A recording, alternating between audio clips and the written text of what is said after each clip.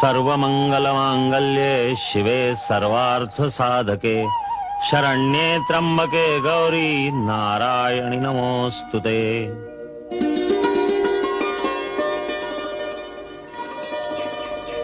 प्रकृति में बहुत से शरीर हैं, जानवरों के, पक्षियों के, जलचरों के, परंतु संसार में सबसे दुर्लभ, सबसे उत्तम शरीर मनुष्य शरीर है, क्योंकि इसके अंदर वो आध्यात्मिक शक्तियां हैं जो किसी दूसरे शरीर में नहीं। आध्यात्मिक और मानसिक शक्ति का यह भंडार हर मनुष्य शरीर में होता है, भले ही वो शरीर ऊंची जाति का हो या नीच जात का हो, किसी रंग या किसी नस्ल का हो, प्रकृति उसमें भेदभाव नहीं करती। इसीलिए हर मानव शरीर को मुक्ति का द्वार कहा जाता है। शरीर के मुख्य केंद्रों में निरंतर इस शक्ति का स्पंदन होता रहता है। जब तक उसे जगाकर अपने काबू में न किया जाए, उसका कोई फायदा नहीं, वो बेकार चीज है। वैसे ही जैसे किसी कंजूस के घर भंडार तो भरे हों और वो भूखा बैठा रहे। हर मानव शरीर में इस शक्ति के 7 केंद्र होते हैं, जो योगाभ्यास द्वारा जागृत किए जा सकते हैं। मैं तुम्हें अपने शरीर में ये 7 चक्र दिखाता हूं।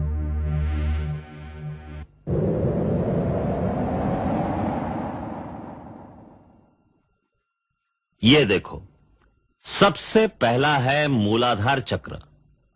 ये इस शक्ति का निवास स्थान है। यहां जिस रूप में यह शक्ति निवास करती है उसे कुंडलिनी भी कहते हैं।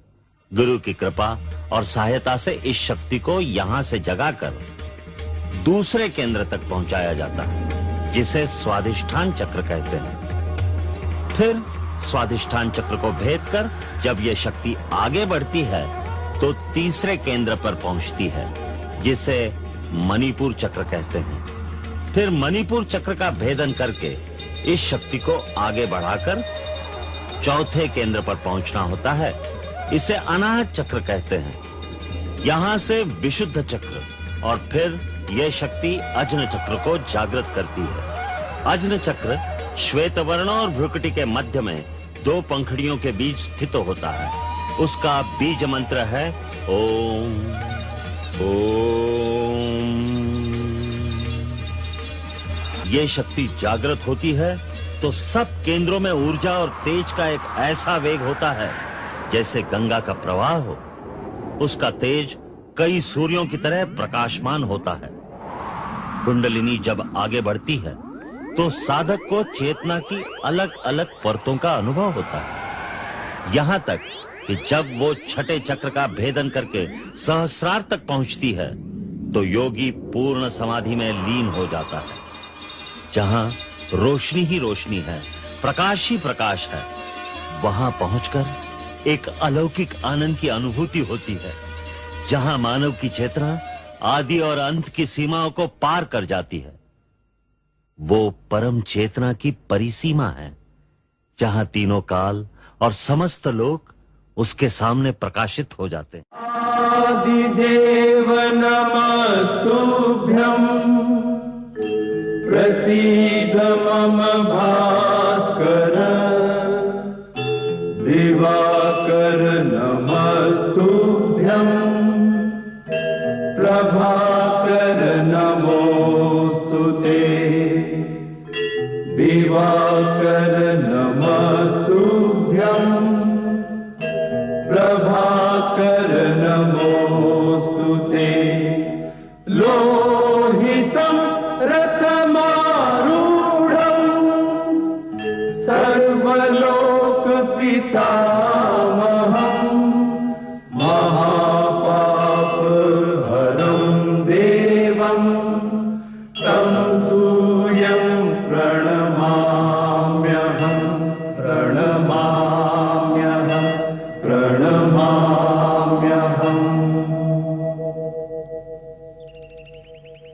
सूर्य वंदना वैज्ञानिक भी है, आध्यात्मिक भी।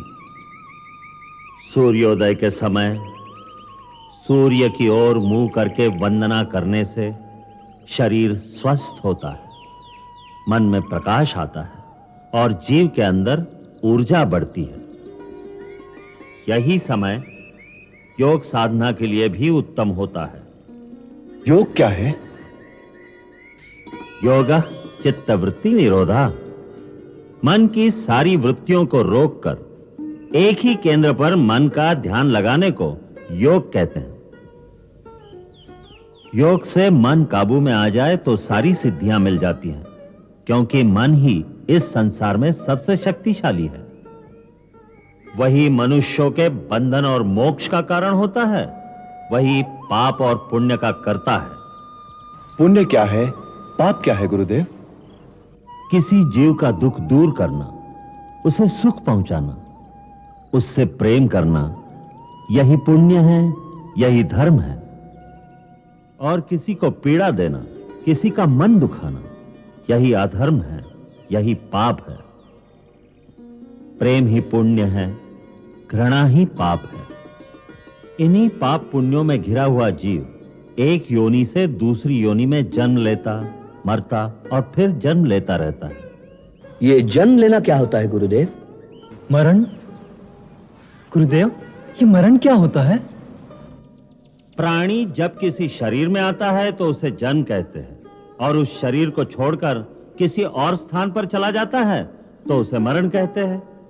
असल में केवल शरीर मरते हैं, आत्मा नहीं मरती। हमारे अंदर जो जीवित है वो जीवात्मा है।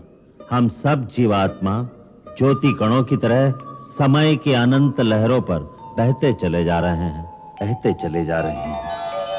असल में हर जीवात्मा इस अनंत पथ पर अकेली ही सफर करती है।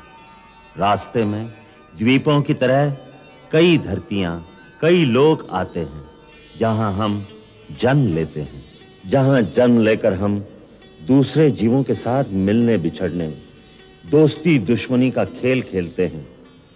फिर एक दिन वहां का शरीर भी छोड़कर हम समय की लहरों पर फिर से अकेले ही आगे चल देते हैं। बिछड़ने वालों का मोह थोड़ी दूर तक पीछा करता है, परंतु जीव तो नए नए रूप धारण कर लेता है। नया जन्म होने तक वो कई नए नए लोकों के बीच नए नए रूपों में अकेला ही भटकता रहता है, भटकता रहता है, भटकता रहता है। इसका अंत कहां है? अंत केवल मुक्ति में है, और मनुष्य मुक्ति तभी पा सकता है जब पाप और पुण्य दोनों से परे हो जाए, क्योंकि पाप और पुण्य दोनों ही जंजीरें हैं, एक लोहे की, एक सोने की। परंतु जब तक जिएगा कर्म तो करेगा ही। वह कर्म या तो पाप होगा या पुण्य होगा। फिर प्राणी कैसे छूटेगा माया के इस बंधन से? तुमने ठीक कहा राम, कर्म तो करना ही पड़ता है, परंतु जब कर्म निष्काम कर्म हो जाता है, फल की इच्छा से रहित हो जाता है, तो जीव कर्म फल से मुक्त हो जाता है। इसके दो ही सरल तरीके हैं, एक भक्ति और दूसरा साक्षी भाव का अभ्यास करना, अर्थात कर्ता का अहंकार छोड़ना, कर्ता होते हुए भी दृष्टा हो जाना। कर्ता होते हुए दृष्टा कैसे हो सकता है गुरुदेव? मेरे पास आओ, मैं बताता हूं।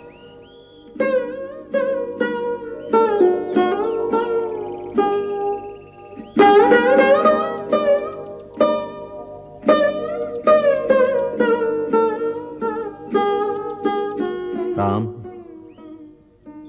अब अपने अंतर्मन को इस शरीर से बाहर निकालकर आओ मेरे साथ।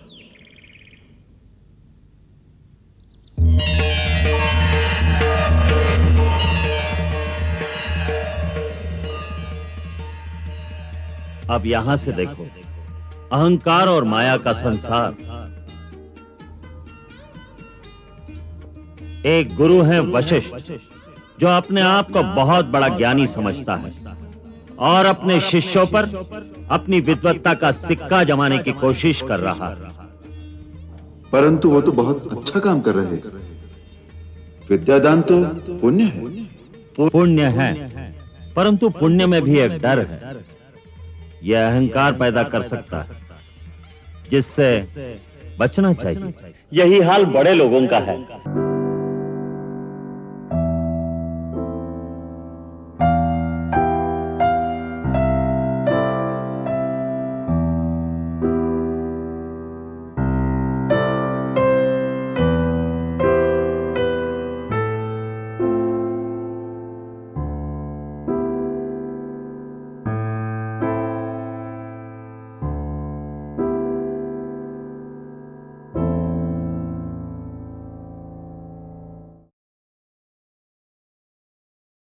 ब्रह्म ज्ञान, ईश्वरीय दर्शन, ईश्वरीय अनुभूति और ईश्वरीय साक्षात्कार का वह परम विज्ञान जो दिव्य चक्षु का उन्मिलन कर तत्क्षण ही अंतर्घट में उस परम सत्ता को प्रकट कर देता है।